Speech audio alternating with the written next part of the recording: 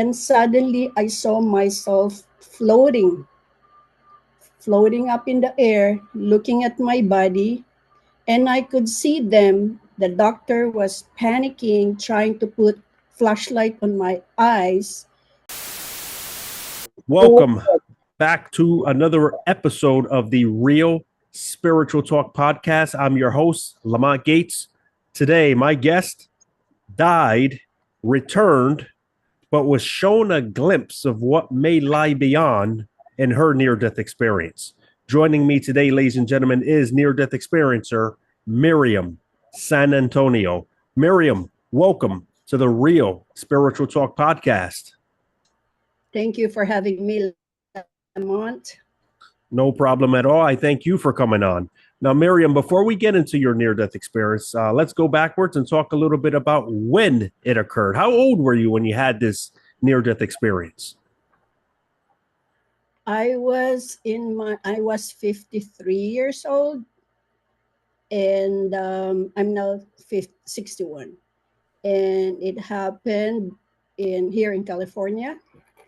And I didn't know that I had it till I have these severe symptoms of the disease, which is Cushing syndrome. Okay. Thank you for lining us up and setting us up with that.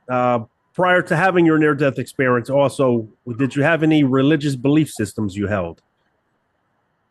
I'm a cradle Catholic. I was born and raised as Roman Catholic. I was brought in a family of very religious parents. I went to a Catholic school all throughout elementary till college, so I'm so familiar with the Catholic doctrines and whatnot. So I'm very, very familiar with my religion. And you originally migrated to the U.S. from what country? From the Philippines. I came here in 1990. About 40 years ago. I came here as single, and then I got married and I got 3 children. And it was from your time in your country where you were very religious, and you kind of brought that over with you as well. Yes. Okay, so with that said, why don't we get into what it was that actually caused your near-death experience to occur? So in 2013, I was diagnosed with Cushing syndrome. This is a hormonal disorder, which I had my level of cortisol is so high. When you say cortisol, this is the stress hormones that we have in our system. So it emitted too much cortisol that it created havoc in my system. The symptoms were I had generalized edema, I had severe high blood pressure and diabetes, and I had muscle weakness, I had congested heart failure, and I had blood clot, and waist down, my nerves died. I couldn't walk. I was bedridden. And on top of that, I had a brain tumor. I was in the hospital for 8 months. So doctors couldn't figure out what's going on with me. I think I was the first case in our county to have Cushing syndrome. So I was very, very sick and very, very weak. So my late husband, who died 4 years after this happened, and my brother, who was a nurse, saw me lying in the bed and unresponsive. So they panicked. I called the doctor, and I was just lying there. My eyes were closed. I was just feeling so weak. And suddenly I saw myself floating up in the air, looking at my body, and I could see them. The doctor was panicking, trying to put flashlight on my eyes, poking me, and I just look at my body and then just watching them, what they're doing to me. And then all of a sudden, outside of the bed of my room, I saw a big bright light outside. So I followed this bright light. As I was floating and following it. Suddenly, I remembered my three kids. I suddenly just turned around, and that's it. After I woke up at the ICU with all the, I was intubated, I couldn't even talk. And my sister was there, I was trying to communicate with her. And she gave me a pen and a paper. I scribbled, I said, if it real or dream, because I was confused. I didn't even know that I died. The only thing that proved that I died was when I woke up, I didn't know what happened. And I just scribbled. I thought it was a dream or was it real? So she said I was in a coma for 3 days. So eventually, when I got stabilized, they removed the tube. My first words I said to my family members, we have a soul. I could tell we have a soul. This, our body is just body, but our soul is there.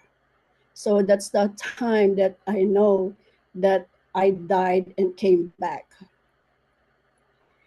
And from then on, I realized that it deepens my faith. Although I was raised as Catholic, it's just obligatory for me because my mom would say we have to go church and that not. But now after that near death experience, I have profound, deep meaning to what it is to be in relationship with God. I felt like I was given a second chance in life. I feel like I have a purpose. So with this, I feel so grateful I was given a second chance. So I devoted myself to be more active at church. I go church every Sunday, or at times I go daily masses because I feel I like the presence of being with God. I I do the church reading. I go give communion. I teach catechism. And I find this profound experience to be more closer to God because I said, this, we have a soul. These material things are nothing because we have to go back. We have to go back. Our soul is more important than being with those material things that we'll be leaving behind. So that's what changed me.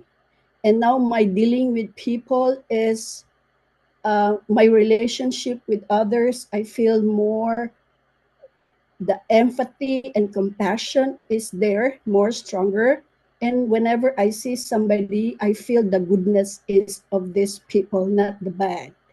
I just, if you're bad or something happened, you need to change because you, everybody has to die. Everybody has to face the Lord. So this is what my take on this.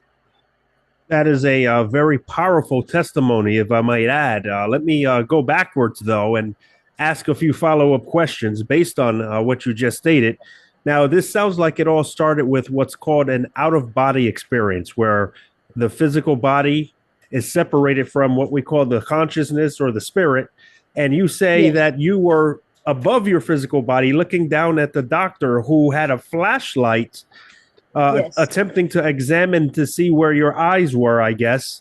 But all the while, you were just observing this. yes, I was. Do you recall what you were feeling at the moment of this? Was there fear? Was there peace? No, I didn't feel anything. I didn't even feel her poking me with her pen or with whatever sharp object she had. I was just at peace. I was just observing. I was just looking. I didn't feel any pain. I just feel like it, everything's peaceful. And another thing is, after this near death experience, before I used to fear death, fear of the unknown. I don't know what's death is what. I don't know what that is. Now that I had a glimpse of what being out there with my near death experience, I feel at peace. I'm not scared of dying anymore. I welcome it because I know being with the presence of the Lord is that's the ultimate goal.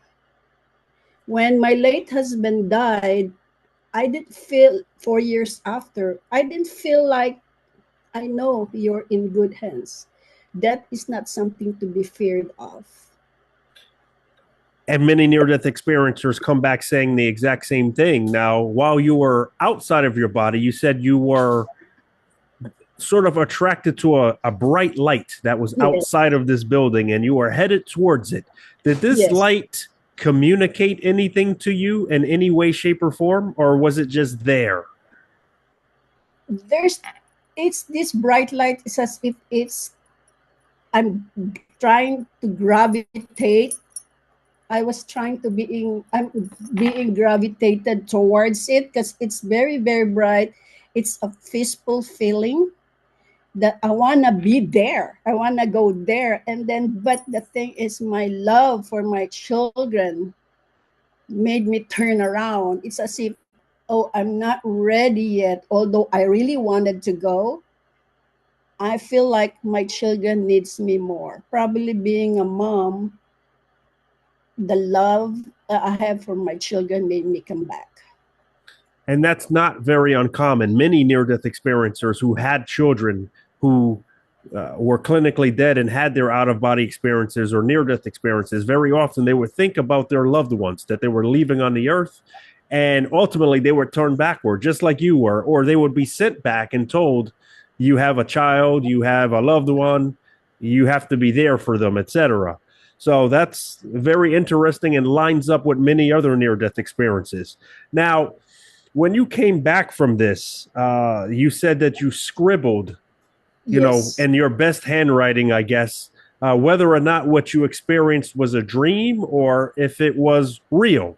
So let Uh, me ask you, comparing yourself right now, where you are, looking into the camera, communicating with me, how real would you compare where you are now with the experience you had during your near death experience? at first, I didn't know what that experience is. I didn't know that I died. The proof is after that, my sister even showed me the proof that I written real dream. Now going back, I know it is real. I know in my heart that what I had experienced was real. I know that we have a soul that I just can't explain the feeling. Many near death experiencers typically explain it by saying it felt a lot more real than this earthly reality somehow.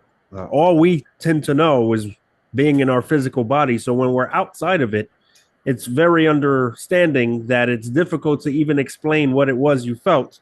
But somehow near death experiencers are able to tell us that it was hyper real, super real, more Yes. real than this earthly reality. Now, when you woke from this, you stated that while you were having your out of body experience, you saw your doctor with a flashlight in your eyes. Did you ever mention that to your doctor?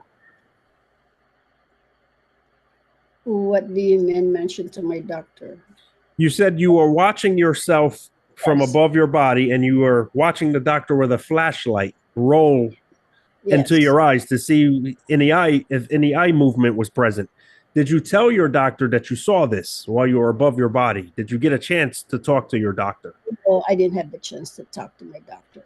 Okay, so that would have been what we call a veridical experience or evidence being confirmed by your doctor that yes, that's what he was doing, and he probably would have been surprised. How did you know that? If you were dead, did you get any information from your doctor or medical records that you had died? I know when I okay, they were my sister or my family member told me I was in a coma for 3 days. When I woke up at the ICU, I didn't even know I died because I thought I just passed out or whatnot. But recalling back after, huh, I was confused. That's why I have to write down, is it a dream or just real? Now I realize that it was really real. Yes, and you seem to have figured that out because you confirmed it by telling your relatives, "We do have a soul." Right? You Yeah, came back saying, "We have a soul," because you didn't believe it was a dream. You do believe, you know, that you are outside of your body, being led into this light, but you believe that you were separated from your physical body, which made you tell them, "We have a soul." those were my first words when I able to talk. We have a soul. Now, coming back from this after you healed, did you tell anyone immediately about this experience? After that experience, I've been telling everybody, tell them we have a soul. There's God. This is, although you're not religious, spirituality is up there. And I would give my testimony, whoever wants to listen, just to let them know that what I experience is real, that I'm not making it up, and it's a kind of different kind of experience that if you're not into it, you won't even believe. Yes, and you know, many near-death experiencers either come back shouting to everyone what they just experienced, or some of them become very shy, and they usually keep the information to themselves. But it sounds like whatever this was, it was powerful enough for you to want to share it immediately. Yes, yes. I feel this energy to spread it out, to let people know. Going back to your experience for a moment, another thing many near death experiencers typically say is that when they're in the moment, they feel like there is no time. While you were out of your body and headed to this light, could you make out how long the experience took, or did it feel like there was no time at all? No time at all. It's just, I was just looking at the light, and it's more of the feeling, the intense feeling that it's very profound. That I didn't even know what happened or what, when did I come back or how many minutes I was dead or whatnot. But all I know is just I turned around and came back. So it was more about the experience rather than the length or the duration of time. Yes, it's more the experience, the feeling of being there. It's as if there's a big force that I couldn't explain. Now, we talked a little bit about, or rather, you mentioned what can be commonly described as after effects. Usually, near death experiencers, when they come back from an experience like this, they typically say that they come back with a lack of fear of death, which I believe you stated you have now, Yes. higher empathy levels, which I believe you stated, uh, Yeah. higher precognition ability. Sometimes they can kind of tell the future, premonitions. Sometimes they just know when something is going to happen. Did you come back with anything else outside of not fearing death anymore and just being overall more friendly to others? Whenever I see a person, I could feel their feeling through them, what they're feeling. I don't know if it's a psychic feeling, but that's how I feel. If I look a person, I know if they're sad or telling a lie or bad intention. I just have this feeling that I could tell by looking at that person. I have this immense, it triggers me if I know this person is lying or a fake, because I'm more on the senses and more empathy and more compassion. Now, you stated that you were originally a Catholic. You grew up in a very religious family as you came over to the United States. That continued. But after your near death experience, you've gone even deeper into Yes, your Catholic faith. yes. You participate a lot more in church now. Yes. Have you ever told your near-death experience to any of your church parishioners? Yes, I did some testimony with them. And I'm very curious to know what were some of their responses. Oh, because most of my group, my Catholics, they believe in it. They know that they haven't experienced it themselves, but they're more also spiritual, and they believe what I was, what I experienced. And that's great to hear because a lot of times people of certain religious persuasions, they may hear a near-death experience and think the complete opposite. They may think the person was deceived or something of that persuasion. However, it's very refreshing to hear that people in a church setting, a more religious setting rather than a deeper spiritual setting, are actually listening to what you're saying and paying heed to your testimony. I could only speak for my own religion. I haven't experienced being with different denomination, but being Catholic, we believe in life after death.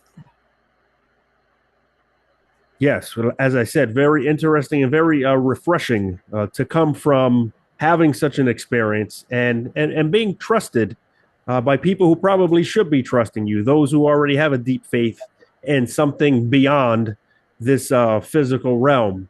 Now, going back once again to your near death experience, you mentioned that this light was some sort of bigger power than you've ever experienced in your life. Would you describe this light as God?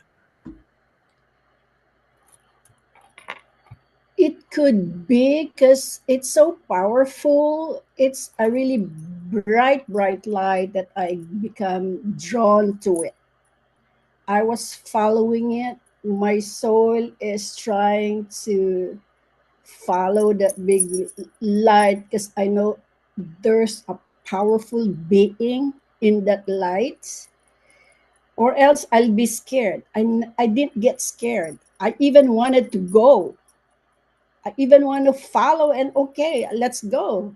But it's just what stopped me is thinking about my kids. I just turned around, suddenly just turned around. If not for my kids, I could have went. So you say you feel like there was a powerful being in there. You weren't afraid. You were attracted to it. There was a love for it. Yes, I And didn't get scared or anything. and I would suppose that you probably felt a love emanating from it as well. Yes. Very fascinating, very interesting. Dr. Raymond Moody in 1975 was the one who coined the term near death experience. How did you come to understand that what you had was a near death experience yourself? Because after that, I was kind of, when I was curious what happened. So I started reading, watching videos on near death experience, and I was like, oh, we got similar experiences. I'm not lying to myself because some people also experienced the what I had experienced, but different circumstances. But the bottom line is they died and then came back. Yeah, as a matter of fact, the subtitle of Dr. Moody's book in 1975 was The Similarity of Experiences. So that's exactly what connects all of you. You all had these experiences. Some of them were so similar that it sounds as if you knew one another. But that just shows how powerful and universal these near death experiences are and how these similarity of experiences are actually what we could refer to as circumstantial evidence that the experience is actually real and that they actually do occur. Hmm. Yeah, I can attest to it. Very fascinating indeed. Well, Miriam, I want to thank you for coming on the Real Spiritual Talk podcast and sharing with us that absolutely interesting account. Oh, you're welcome. And thank you for having me. No problem at all. Ladies and gentlemen, Miriam San Antonio. Okay, thank you. Bye.